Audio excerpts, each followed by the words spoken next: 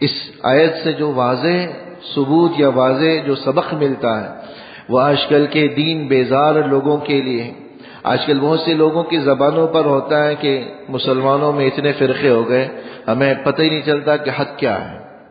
اگر حضور خود موجود ہوتے، خود بتا دیتے بھئی یہ فرقہ یہ جماعت حق پر ہے، تو شاید عمل آسان ہو جاتا۔ ہم کیسے عمل کریں، کیسے پہچانے حق کیا ہے؟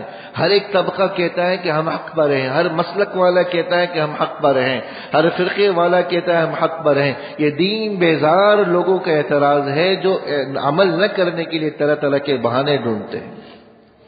کہتے ہیں کہ اگر حضور موجود ہوتے تو شاید حق بیان کر دیتے، کوئی اختلاف ہی نہ ہوتا۔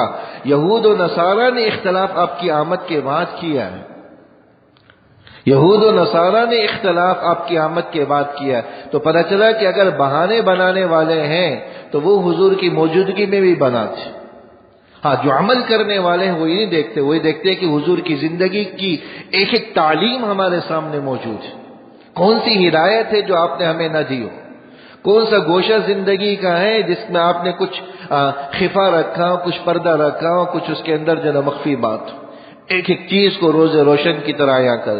اور پھر قرآن کریم ہدایت کی کتاب موجود ہے، آپ کے وارثین موجود ہیں جنہوں نے اس علم کو سینہ بسینہ لوگوں تک پہنچایا۔ تو یہ عمل نہ کرنے والوں کے بہانے ہیں جو یہ کہتے رہتے ہیں ہمیں حق کا پتہ ہی نہیں۔ آپ پڑھیں، قرآن کو پڑھیں، حق واضح ہو جائے گا۔ حضور کی زندگی کو پڑھیں، حق واضح ہو جائے گا۔ قرآن کو پڑھیں، سمجھے، حق واضح ہو جائے گا۔ حضرات صحابہ کی زندگیوں کو پڑھیں، حق واضح ہو جائے گا۔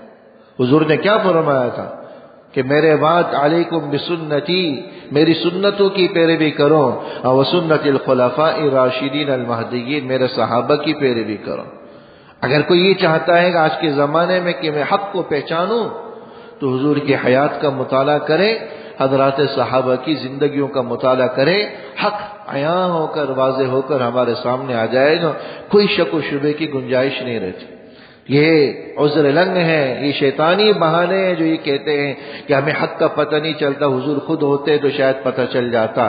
ایسے بہانے بازوں کے لیے تو حضور کی آمد کے باوجود بھی شاید وہ قبول نہ کرتے، اور نبی کی موجودگی میں قبول نہ کرنے کی وجہ سے شاید اسی وقت وہ عذاب کی لپیٹ میں آ جاتے۔